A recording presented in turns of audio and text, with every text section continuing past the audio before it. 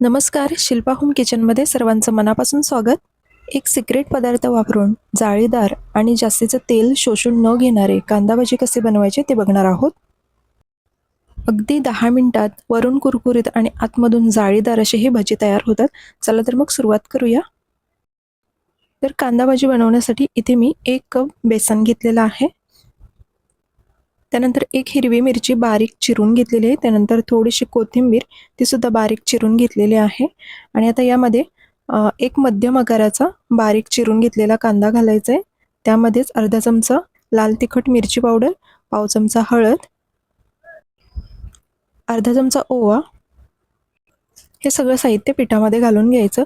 आता हे भजी वरून एकदम कुरकुरीत होण्यासाठी आपण इथे 2 चमचे बारीक रवा वापरलेला आहे किंवा याऐवजी तुम्ही तांदळाची पिठी वापरली तरीसुद्धा चालेल. आता यामध्ये चवीपुरतं मीठ टाकून हे सगळं साहित्य व्यवस्थित असं मिक्स करून घ्यायचं आहे. पाणी टाकण्याआधी हे सगळं साहित्य आपण चमच्याने किंवा हाताने व्यवस्थित मिक्स करून घ्यायचं, म्हणजे सगळे मसाले पिठाला व्यवस्थित लागले जातात. आता यामध्ये थोडं थोडं पाणी ओतून आपल्याला हे बॅटर तयार करून घ्यायचं आहे. आता हे पीठ तयार करताना आपल्याला खूप जास्त पातळ किंवा खूप जास्त घट्ट ठेवायचं नाही. अगदी मध्यम असं आपल्याला हे पीठ तयार करून घ्यायचं आहे. त्यामुळे अगदी थोडं थोडं पाणी ओतून आपल्याला हे तयार करून घ्यायचं आहे. बऱ्याच वेळेला कांदा भजी किंवा इतर भजी करताना तेल जास्त शोषलं जातं, त्यामुळे ते खूप जास्त तेलकट होतात. तर आज आपण एक सिक्रेट पदार्थ वापरणार आहोत.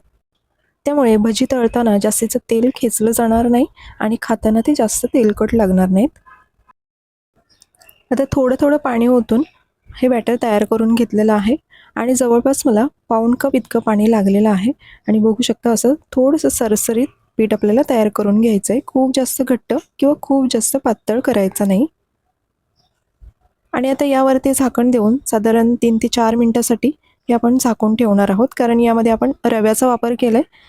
तर 3 ते 4 मिनिटं झाकून ठेवल्यानंतर रवा छान फुलला जातो आणि हे पीठ अजून थोडंसं घट्ट झालेलं आहे. तर बघू शकता तुम्ही, मी पुन्हा एकदा व्यवस्थित मिक्स करून घेते.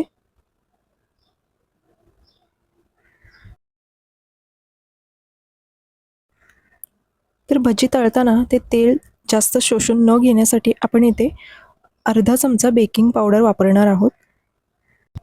तर बेकिंग पावडर वापरताना ती अगदी शेवटी वापरायची. पूर्ण पीठ आपलं तयार करून झालं की नंतरच बेकिंग पावडर घालायची आणि त्यावरती साधारण 1 चमचा पाणी घालायचं, म्हणजे ती व्यवस्थित पिठामध्ये मिक्स होते.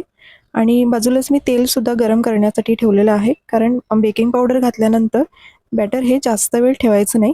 ते एकाच डायरेक्शनमध्ये मी आता फेटून घेते, म्हणजे व्यवस्थित असं हलकं पीठ बनेल आणि खूप जास्त जाळीदार असे हे भजी आपले तयार होणार आहेत. तर एकाच डायरेक्शनमध्ये असं फेटून घ्यायचं 1 ते 2 मिनटं फक्त. आणि आता तेलसुद्धा गरम झालेलं आहे आणि आता लगेचच आपण भजी तळायला घेऊया. तर तेल छान तापलेलं आहे आणि आता गॅस मध्यम ठेवायचा. मध्यम गॅसवरती आपण हे भजी तळून घेणार आहोत. तर चमच्याने किंवा हाताने असं पीठ घेऊन आपण हे भजी तेलामध्ये घालून घेऊया. तुम्ही तुमच्या आवडीनुसार छोटे किंवा मोठे भजी घालून घेऊ शकता. मी असे मध्यमच आकाराचे बनवत आहे, कारण हे बेकिंग पावडर वापरल्यामुळे खूप जास्त फुलतात. त्यामुळे मी मध्यम आकाराचेच बनवलेले आहेत.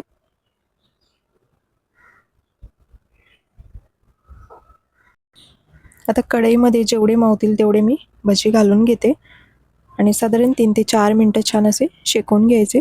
हलका सोनेरी रंग येईपर्यंत आपण हे शेकून घेऊया आणि नंतर मग दुसऱ्या बाजूने सुद्धा शेकून घ्यायचे. घरात अचानक पाहुणे येणार असतील तर आपण काहीतरी असे भजीचे प्रकार करतोच. तर त्यावेळी झटपट बनणारे हे असे भजी तुम्ही करू शकता. साधारण 3 ते 4 मिनटं झालेले आहेत आणि बघू शकता रंग खूप सुंदर आलेला आहे. अजून 2 ते 3 मिनटं छान शेकून घ्यायचे. आणि आता हे झालेले आहेत. आता हे आपण काढून घेऊया.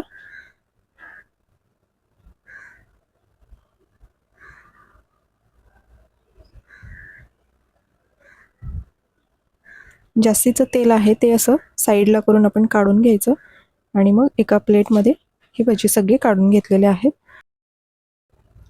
आता सारख्याच पद्धतीने मी उरलेल्या बॅटरचे सुद्धा भजी तयार करून घेते आणि ते सुद्धा मध्यम गॅसवरती छान असे शेकून घ्यायचे.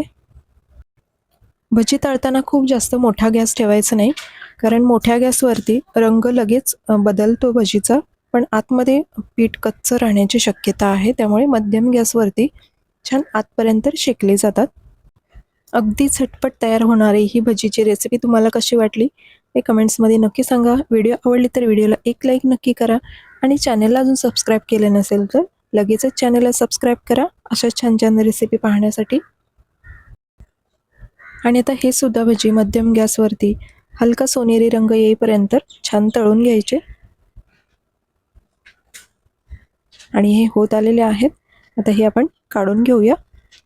तर तयार झालेले आहेत आपले गरमागरम कांदा भजी. तुम्ही सुद्धा नक्की ट्राय करून बघा. मस्त गरमागरम कांदा भजी आणि तळलेली मिरची हा बेत कधीतरी करायला काहीच हरकत नाही. तर या पद्धतीने भजी तुम्ही नक्की बनवून बघा. व्हिडिओ शेवटपर्यंत पाहिल्याबद्दल खूप खूप धन्यवाद. पुन्हा भेटू अशाच एका नवीन रेसिपीसोबत. थँक्यू.